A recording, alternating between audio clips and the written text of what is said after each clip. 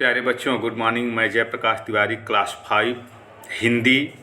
और आज हमारा विषय है दोहे, जो कबीरदास जी द्वारा लिखित है। तो सबसे पहले आज हम कबीर के व्यक्तित्व के बारे में कुछ प्रकाश डालें। तो आपको मिलेगा कि कबीर का जन्म लहरतारा नामक स्थान पर हुआ था। काशी के समीप ही लहरतारा नामक तालाब है और वहीं ये पाए गए थे। अब इनके माता पिता के बारे में प्रकाश डालें तो इनके पिता का पता नहीं चलता है, लेकिन माता इनकी एक विधवा ब्राह्मणी थी और विधवा ब्राह्मणी के गर्भ से उत्पन्न होने के कारण माता ने सामाजिक लोक लाज के कारण इनका परित्याग कर दिया और इन्हें लहरतारा नामक तालाब के किनारे फेंक दिया था।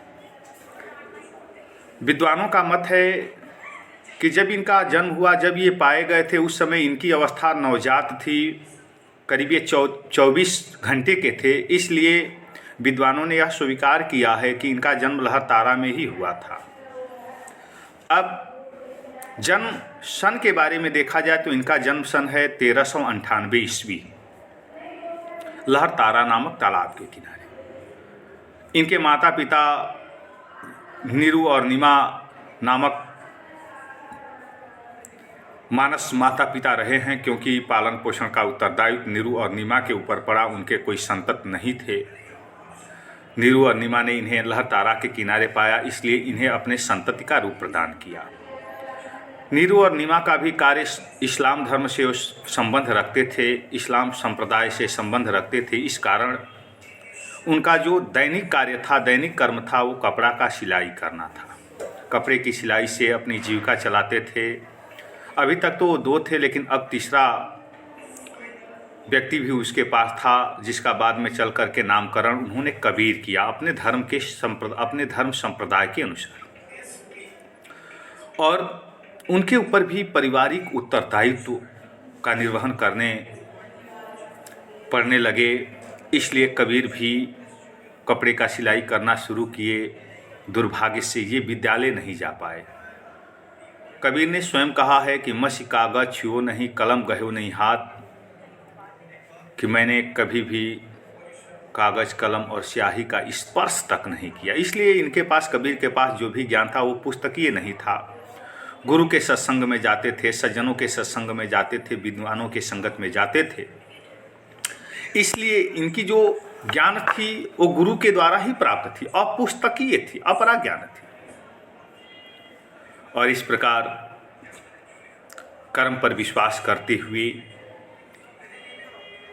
साकार ब्रह्म की उपासना का इन्होंने विरोध किया। ये निराकार ब्रह्म के उपासक हैं, इसलिए इनके राम दशरथ पुत्र राम नहीं है, बल्कि एक निराकार ब्रह्म राम है। मंदिरों में जाते थे, विद्वानों के संगत में जाते थे, इनको जो ज्ञान मिला उसी से अपनी रचनाओं को बोलते थे और इनके शिष्य जो उत्पन्न हुए वो इसे लिपिबद्ध करना शुरू किए। ये रामानंद जी के शिष्य थे। रामानंद जी से इन्होंने दीक्षा ग्रहण किया। बाद में चल करके बहुत कठिनाई के बाद इस प्रकार काशी में निवास करते हुए, भ्रमण करते हुए मृत्यु के समय ये मगहर में चले गए थे। और 1818 ईस्वी में इनके ज्ञानी शिष्यों ने इनकी रचनाओं को बहुत अग्रसर किया। इनकी मृत्यु 1518 ईस्वी में मगहर में हुई। इनकी 3 रचनाएं मिलती हैं, साखी, शबद और रामायणी। तो चलिए इनके द्वारा रचित ज्ञान मार्ग के कुछ साखियों को हम देखें, कुछ दोहों को देखें। कि अतिका भला न बोलना, अतिकी भली न चूप, अतिका भला न वर्षना, अतिकी भली न धूप। कबीर चूँकि ज्ञानाश्रयी शाखा के सर्वश्रेष्ठ कवि हैं, इसलिए ज्ञान मार्ग की बातें व्यक्त कर रहे हैं, बता रहे हैं। और ज्ञान मार्ग के द्वारा ही वो समझाने का प्रयास कर रहे हैं कि अति सर्वत्र वर्जयेत, अति हर जगह छोड़ देने लायक होती है। कवि ने कहा है कि अति का भला न बोलना, व्यक्ति को अधिक नहीं बोलना चाहिए, बहुत अधिक नहीं बोलना चाहिए, और न ही बहुत अधिक चुप रहना चाहिए। न बहुत अधिक बोलना चाहिए और न ही बहुत चुप रहना चाहिए। अति का भला न बरसना, बादल का अत्यधिक बरसना भी सही नहीं होता है और अत्यधिक धूप होना भी सही नहीं है। यानी आप देख रहे हैं कि पहले दोहे में कवि ने अधिकता का विरोध किया है।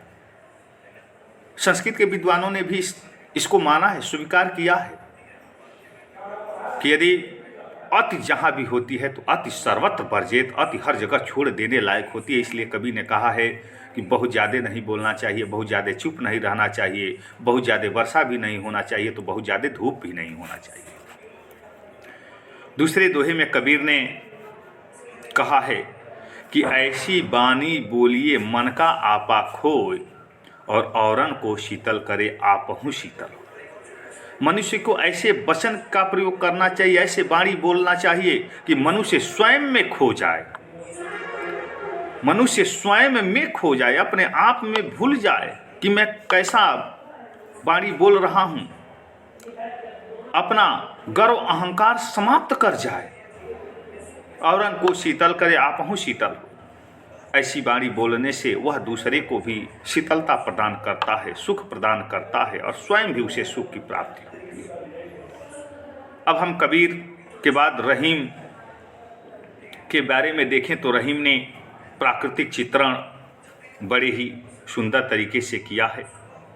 रहीम भी इस्लाम धर्म से संबंध रखने वाले कवि हैं और इनका पूरा नाम है अब्दुल रहीम खान खाना, अब्दुल रहीम खान खाना। उन्होंने अटल प्रकृति के लोगों के बारे में बताया है कि यदि हमारा विश्वास अटल है तो उस पर बुरे संगत का प्रभाव नहीं पड़ सकता। इस साखी के माध्यम से उन्होंने उदाहरण प्रस्तुत किया है कि जो रहीम उत्तम प्रकृति का कर सकत कुसंग। रहीमदास जी ने कहा है कि जिसका प्रकृति, जिसका स्वभाव उच्च कोटि का है, उत्तम है, अटल है, उस पे बुरे लोगों की संगत का प्रभाव नहीं पड़ सकता। उसी प्रकार नहीं पड़ सकता चंदन विष व्यापत नहीं लिपटे रहत भुजंग। जैसे चंदन के पेड़ को सर्प घेरे रहते हैं लेकिन चंदन के पेड़ को विषैले नहीं बना पाते, क्योंकि सर्प के अंदर जहर होता है, विष होता है, गरल होता है। लेकिन चंदन का पेड़ अटल स्वभाव का है, अटल प्रकृति का है, इसलिए अटल प्रकृति के स्वभाव होने के कारण चंदन के पेड़ पर विषैले सर्पों का प्रभाव नहीं पड़ सकता है। रहीम ने कहा है कि जिनका स्वभाव, जिनका प्रकृति अटल स्वभाव का है, उत्तम है, श्रेष्ठ है, उनके ऊपर बुरे लोगों के संगत का प्रभाव नहीं पड़ सकता।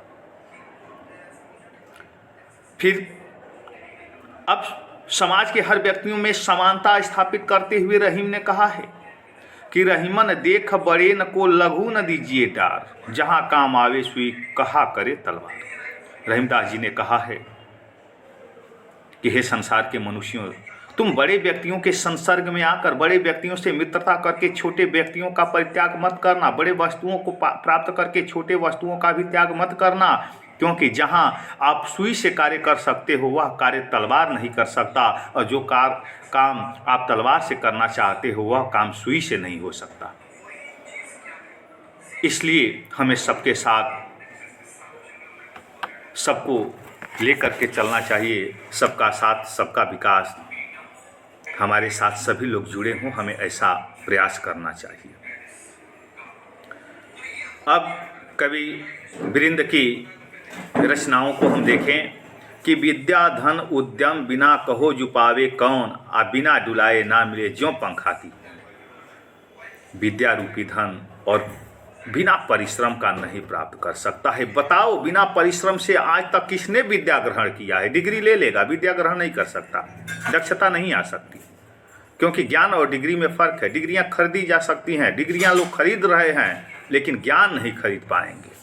इसलिए वृंद ने कहा है कि विद्या धन उद्यम बिना कहो जुपावे कौन। बताओ, विद्या रूपी धन बिना परिश्रम का कौन प्राप्त कर सकता है? उसी प्रकार नहीं प्राप्त कर सकता है कि बिना डुलाए ना मिले ज्यों पंखा की पौन। हाथ से चलाने वाला यदि पंखा है वो हवा ही देता है, लेकिन जब तक उसको नहीं चलाओगे, जब तक परिश्रम नहीं करोगे, तब तक उसे हवा नहीं प्राप्त कर सकते। दूसरे दोहे में कहा है करत करत अभ्यास के जड़मत हुए सुजान, रसरी आवत जातते शील पर परत निशान। कि करत करत अभ्यास के, मनुष्य के बार बार अभ्यास करने से मूर्ख व्यक्ति भी सुजान हो जाता है, सर्वज्ञ हो जाता है, ज्ञानी हो जाता है। बार बार अभ्यास करते रहने से मूर्ख व्यक्ति भी ज्ञानी हो जाता है। उसी प्रकार कि रसरी यावत जातते शील पर परत निशान, क्योंकि रस्सी का स्वभाव होता है कोमलता और पत्थर का स्वभाव होता है कठोरता, लेकिन बार बार रस्सी के चलने के कारण पत्थर पर निशान बन जाता है, दाग बन जाता है। तो प्यारे बच्चों, इस वीडियो में बस इतना ही, फिर हम अगले वीडियो में मिलेंगे। धन्यवाद।